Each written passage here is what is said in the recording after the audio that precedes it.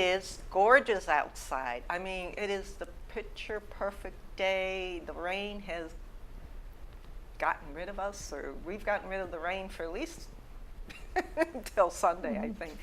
So anyway, but don't go outside yet.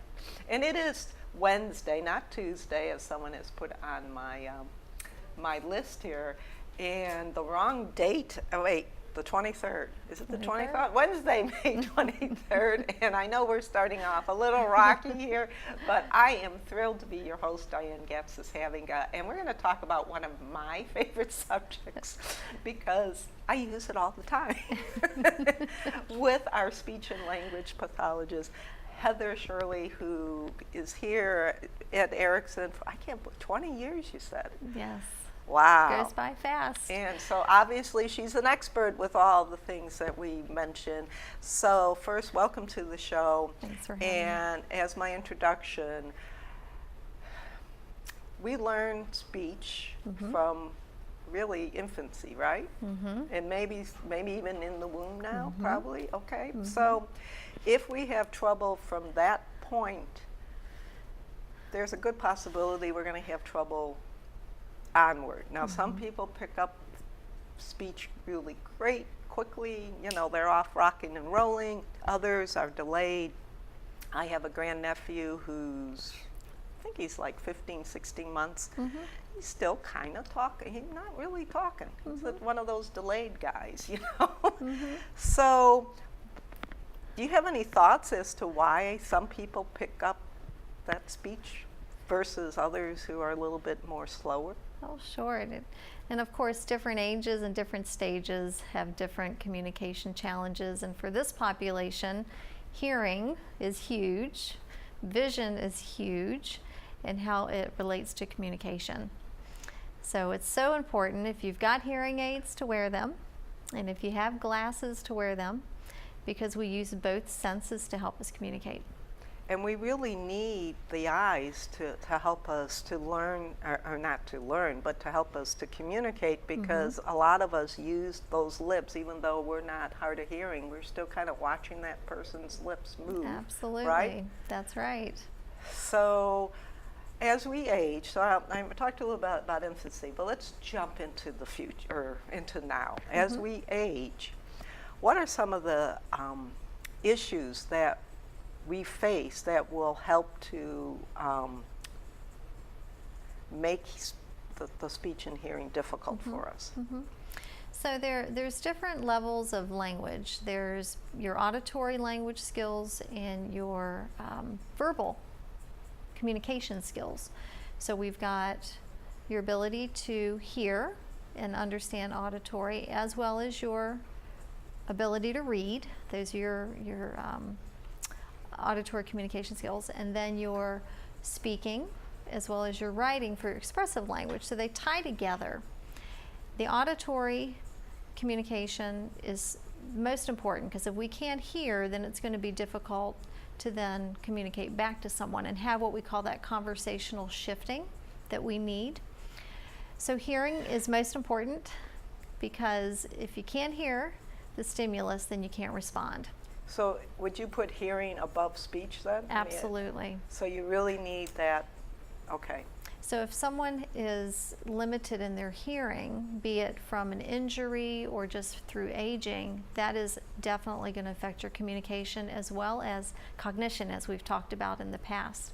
So making sure that you have your ears checked, making sure that there's no extra wax in there that needs to come out, or if you need to have some type of hearing assistance to help with that communication aspect, that's the first thing.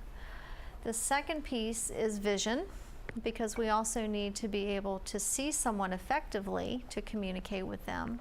So low vision, whether it be wearing glasses, modifying how you utilize things in your home to read, is also going to have an effect with you if you're on the telephone, let's say. So is that why when you're on the telephone, at least for me, I have trouble hearing on the cell phone.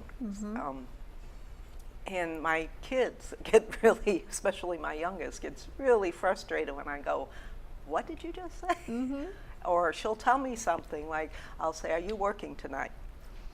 And she may have answered me, And I'm like, maybe a few hours later going, are you working tonight? So is that because I'm not necessarily seeing her tell me that she's... It's the processing aspect, and it's so much easier to process communication when you can be face to face with someone. It's definitely more challenging when you're using a phone, because all you have to go by is what you're hearing. You're not able to use the nonverbals that we often utilize, which is really 93% of communication. Words are just the 7%. Right. So let's continue with the hearing. And again, there's been a big discussion with the baby boomers, which I'm one, that we really messed up our hearing because of all the loud concerts that we attended. And I can definitely say I was in the front row back then at many concerts with the whole array of speakers. So I'm pretty sure my hearing is probably been affected, although I have had hearing tests, and so far they seem to be okay. But I'm thinking, as I get older, I'm going to start having that particular issue. Is there anything that we can do to prevent that loss? Well, unfortunately, most of the damage that we have from our hearing is from younger years. So if you've noticed that change, then it's there to stay. And then you've got the aging component that also impacts the nerves. And as you get older, you start to see some of those sensory neural changes.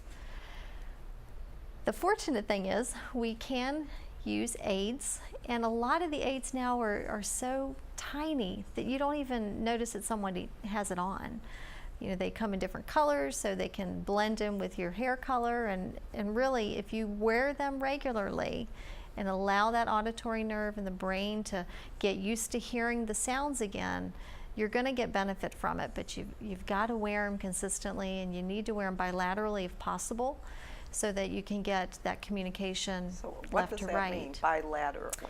Having a hearing aid in both ears. If you've got a hearing loss that's showing up in both ears, to aid them both so that you're getting the appropriate connections. So if I have one in just one ear, I only need one aid? I don't need it in the other ear? Or? If you don't have the hearing loss in the other ear, then the one aid should be good. But if there is something that's showing up in both ears, it's better to have them both aided. So is there any way, besides taking a hearing test, that I could tell that I may be ready to go into a specialist and say, I think I have some issues? I think if you're noticing when you're talking to someone that you're having difficulty with processing that information, that's a cue. If you're finding that you're having to ask people to repeat several times something, that's a cue. If others are telling you, I think you have a hearing loss, that's a cue. So making sure that you see an audiologist, who is kind of our sister profession, having them do a full battery of tests to see what type of support you might need. Now, is that something you provide here on site, or do you have to recommend someone off site? We have an audiologist here on site on Fridays. Her name is Gina Cravato. She's our audiologist. You can schedule through the medical center, I believe. She's the one that would do those assessments. As a speech pathologist, I can screen your hearing, so I can determine if it's a pass or fail type of situation, but she does the full battery of tests. All right. So let's talk a little bit now about speech. Sure. So as we age, what are some of the factors that are going to prevent me from talking correctly? So thankfully, as long as there's no neurological change, our speech production should be pretty consistent throughout our lives. If we have a situation like a stroke, or we have, let's say, Parkinson's disease or Lou Gehrig's disease, something neurological that's changing will impact our expressive language. So let's talk a little bit about Parkinson, because when we talked earlier in preparation for the show, you mentioned that we have a fair amount of residents who are here at Green Spring living with Parkinson's. Yes. So just give me an idea of, if I'm a resident that has Parkinson's, what that entails in terms of my speech. Sure. So usually when people are first diagnosed with Parkinson's disease, Sometimes they'll notice some changes in their voice quality and production. They might not have as much ability to make the sounds loud enough for people to hear them. So that usually is one thing they notice, along with some of the physical changes. We have a wonderful Parkinson's support group here. They are active, they're wanting to learn new information all the time. So if you have been diagnosed with Parkinson's disease, I think getting involved in that group is a wonderful way to get some supports and learn new things.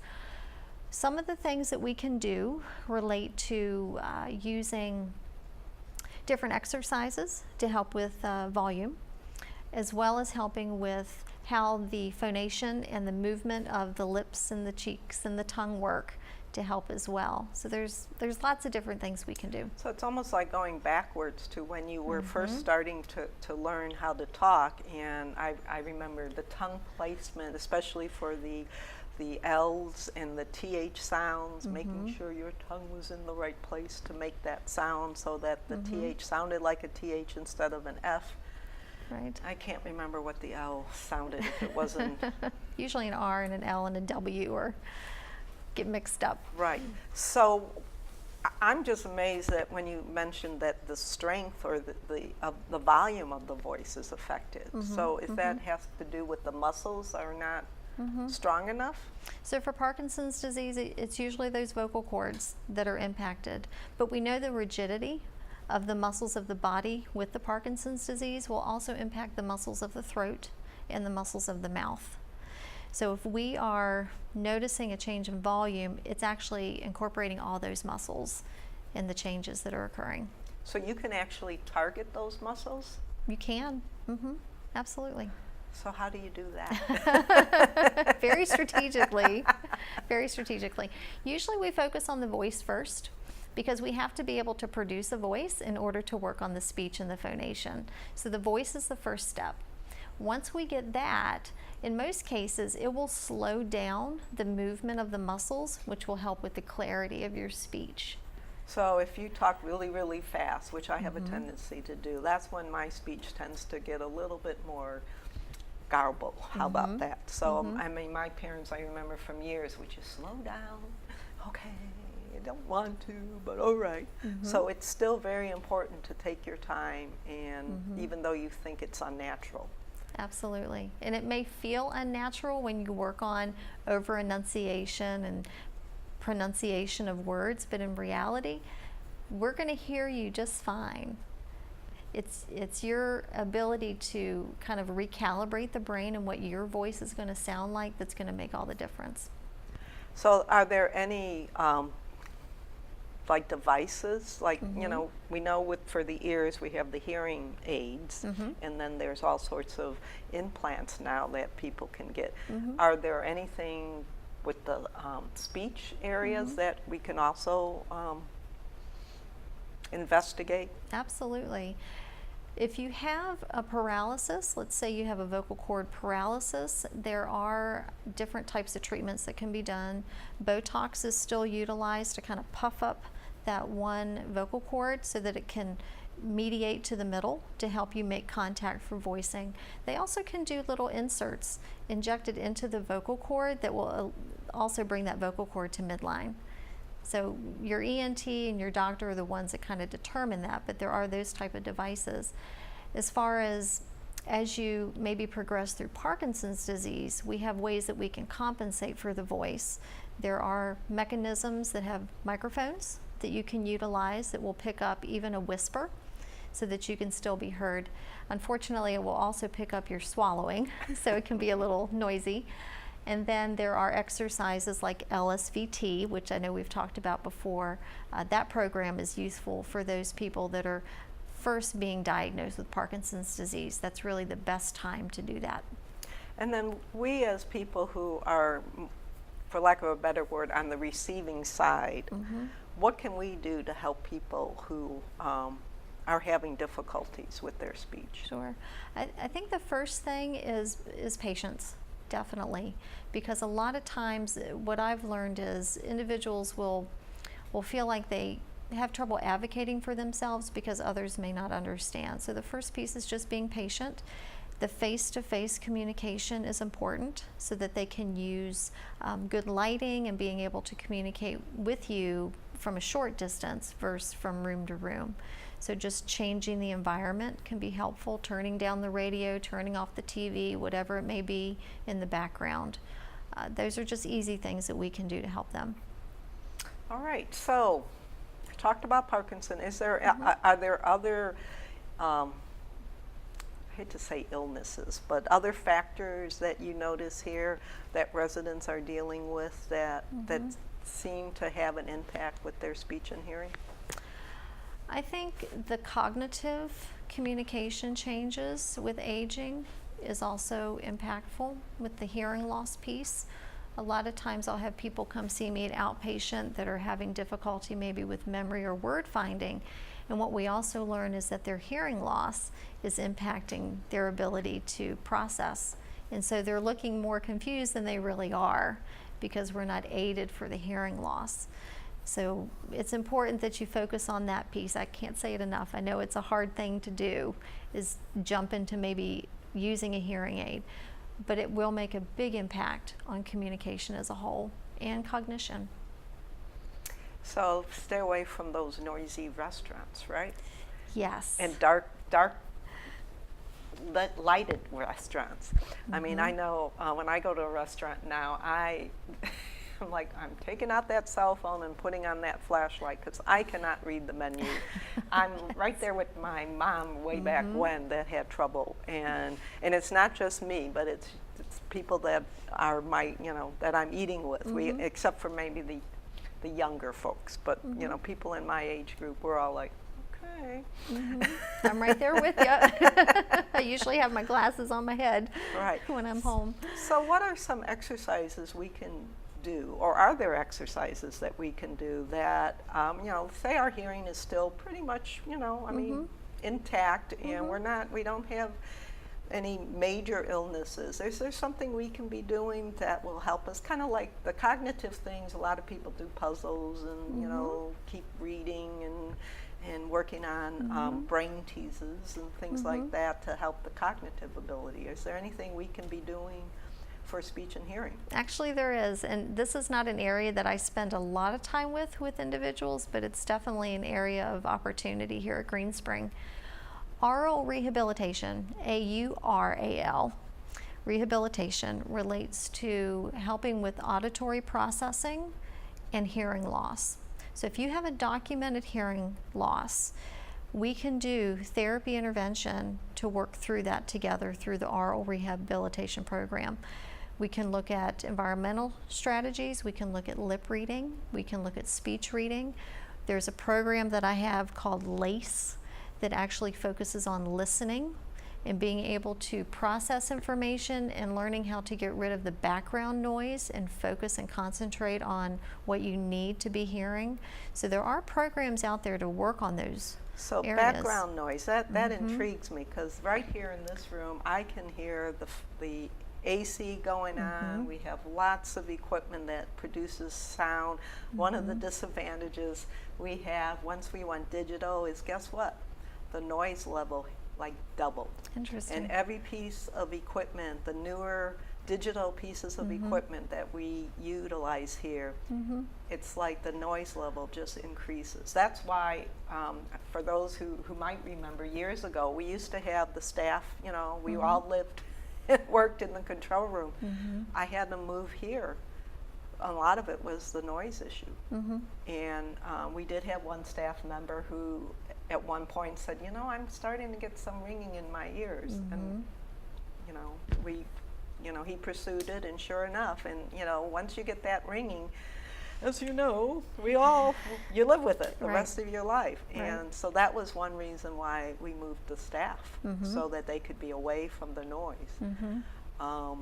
But I'm intrigued, so how do you separate that?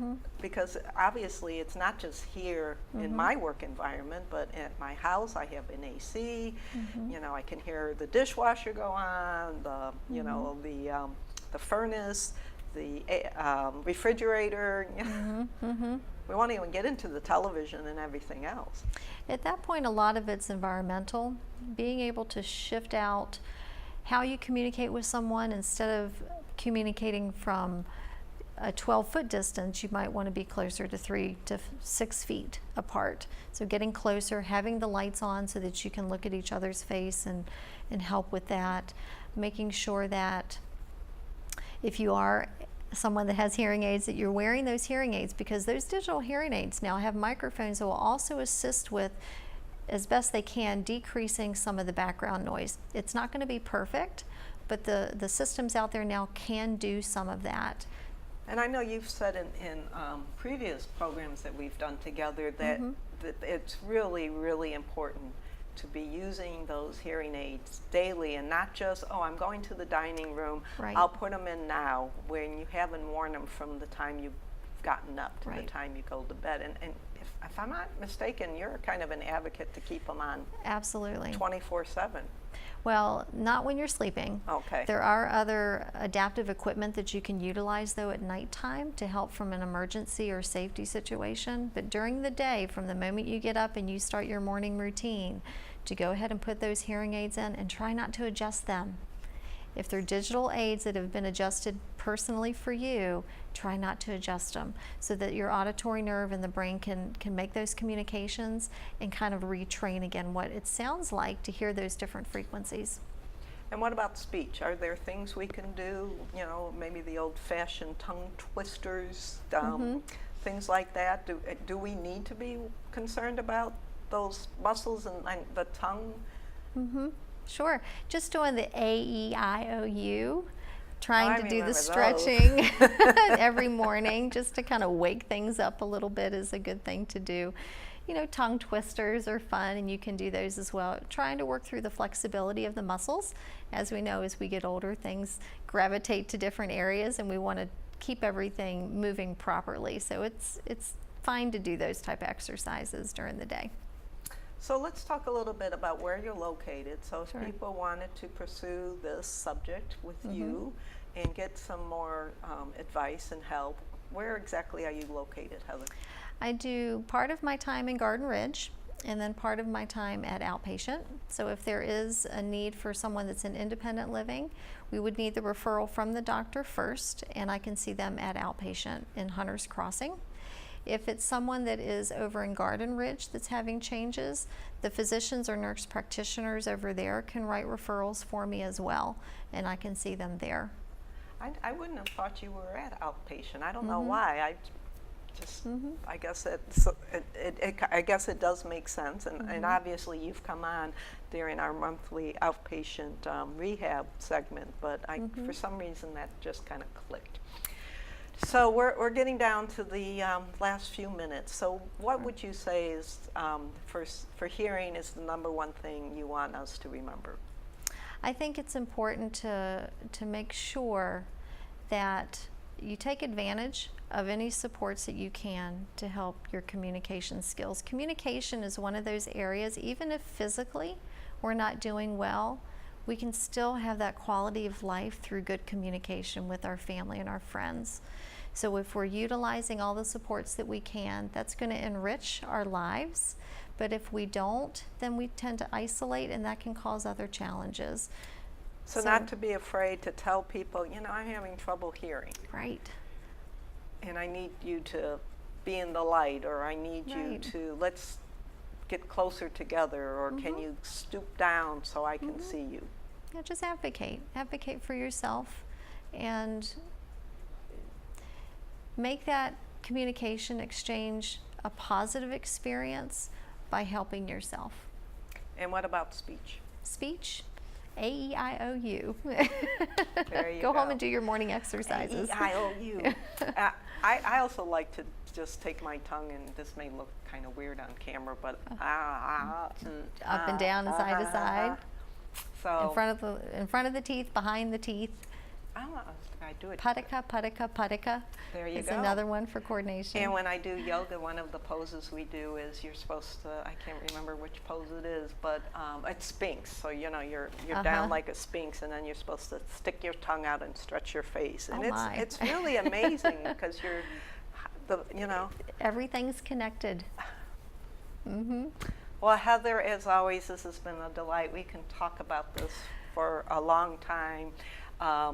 But we'll have you come back anyway. Okay. We won't Thanks just for wait having me. until May to celebrate and have you come on. So again, Thank Heather you. Shirey, she's the speech language pathologist here on campus. Really take advantage of her services because it's there. Wow. Yep. And even if it's not for you, maybe it's for someone else. So